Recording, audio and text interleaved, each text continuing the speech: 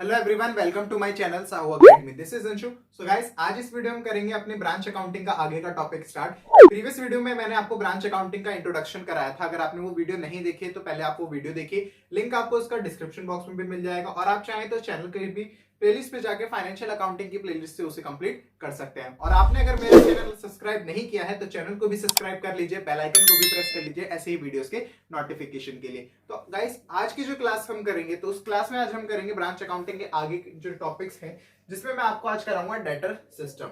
ठीक है, debtor system को करने से पहले समझते हैं कि डेटर्स है क्या, डेटर सिस्टम क्या है। ठीक है, डेटर्स तो आपको पता है, डेटर्स वो होते हैं जिनको हम गुड्स क्रेडिट में सेल करते हैं, वो हमारे डेटर है। बट ये डेटर सिस्टम ना एक मेथड को बोला जाता है जिससे आप क्या करते हैं, प्रॉफिट या लॉस कैलकुलेट करते हैं। किसका? ब्रांच का, बिकॉज ब्रांच अकाउंटिंग कर रहे हैं। उससे पहले मैंने आपको प्रीवियस वीडियो में जो समझाया था, एक बार देखिए, फिर से मैं एक बार बताता हूं। देखो, जो मैंने आपको प्रीवियस वीडियो में बताया था कि जो भी हमारी ब्रांच होती है वो कितने टाइप की होती है? 3 टाइप की होती है। एक होती है डिपेंडेंट ब्रांच, एक होती है इंडिपेंडेंट ब्रांच, एक होते हैं फॉरेन ब्रांच। ठीक है, तो ये कुछ हमारे ब्रांच के टाइप्स थे। ठीक है, तो जो डिपेंडेंट ब्रांच है, उस डिपेंडेंट ब्रांच में क्या होता था? जो भी अकाउंटिंग करेगा हेड ऑफिस करेगा, यानी हेड ऑफिस पर वो डिपेंड है। इंडिपेंडेंट में क्या होता था? अपनी अकाउंटिंग अपने आप करते थे। ठीक है, तो अब हम जो स्टार्ट कर रहे हैं अपना, बिल्कुल सीरीज से चलेंगे। सबसे पहले डिपेंडेंट ब्रांच को हम करेंगे।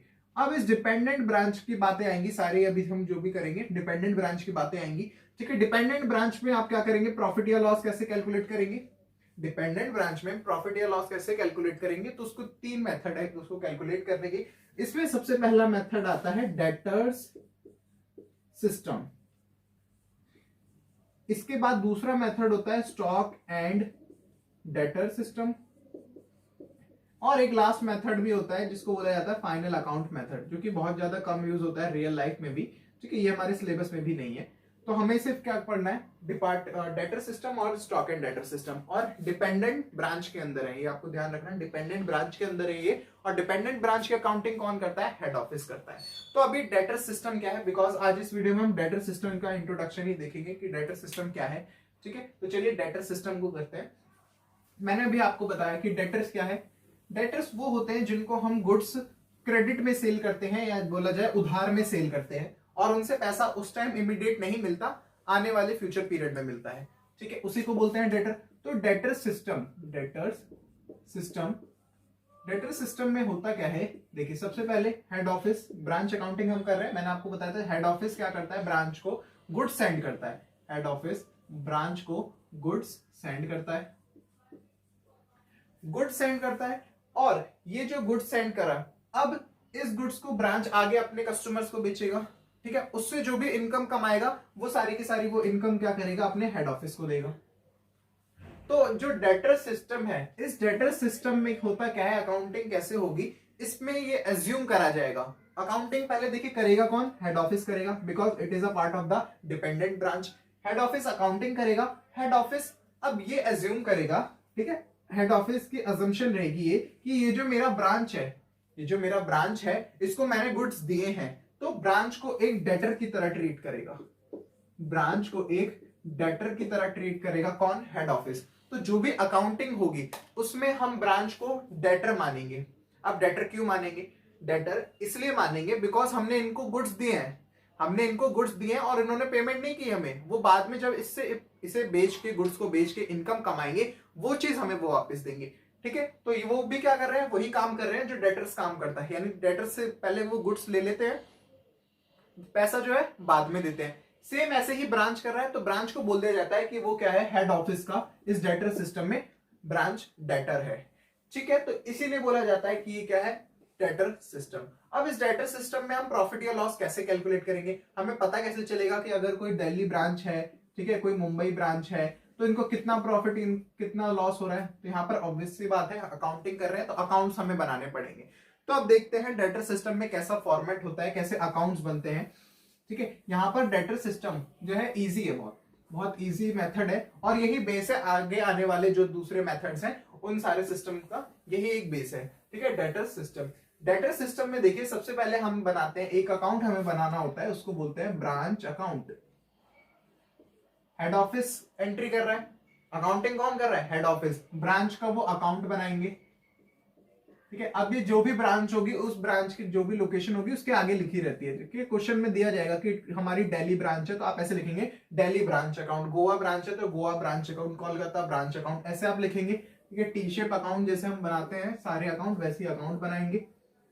ये हमारी डेबिट साइड है और ये हमारी क्रेडिट साइड है।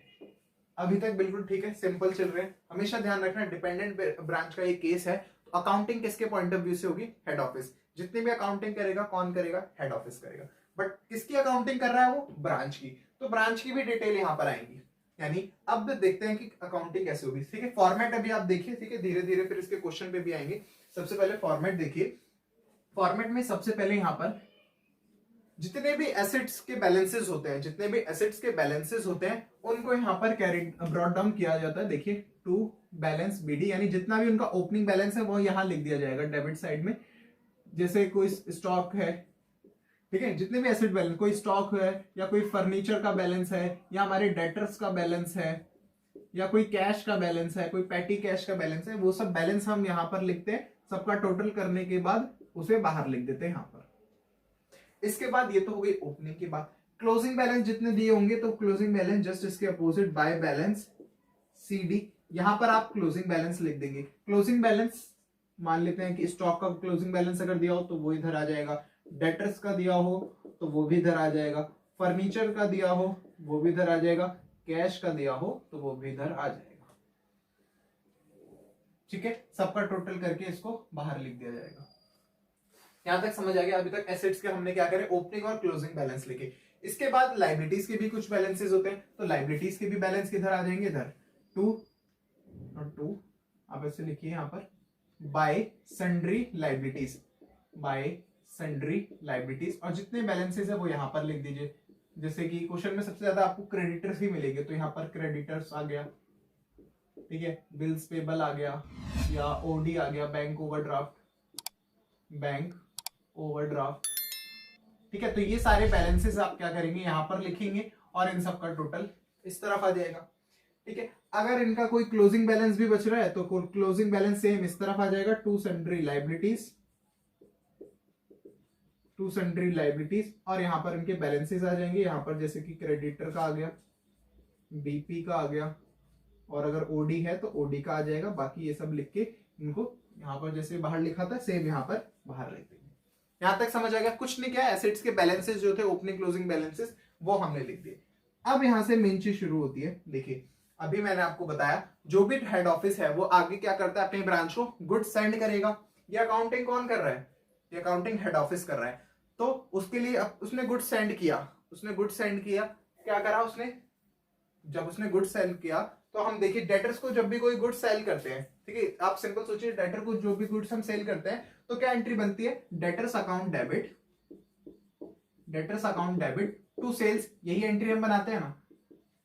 अब यहां पर हम अपने ब्रांच को गुड्स दे रहे हैं तो ब्रांच को जो गुड्स दे रहे हैं वो ऐसे लिखा जाएगा यहां पर डेबिट साइड में, to goods send to branch account, to goods send to branch account, because goods send किए हमने तो to goods send to branch account, जितने का भी गुड्स सेंड किया है वो इस तरफ आ जाएगा, ठीक है, जितने का भी गुड्स सेंड किया है वो इधर आ जाएगा। अभी एंट्री देखिए क्या बनी, branch account debit to goods send to branch account, same ऐसे ही debtors account debit, because debtor system है, डेटर कौन है यहाँ पर हमारा, ब्रांच है, तो डेटर्स अकाउंट डेबिट या branch account debit to cell तो हम नहीं लिख सकते ना, क्योंकि हमने सेल नहीं किया अपनी ब्रांच को, अपनी ब्रांच को गुड्स भेजे हैं, इसलिए to goods send to branch account, ठीक है। यहां तक समझ आ गया। इसके बाद देखिए आगे बढ़ते हैं।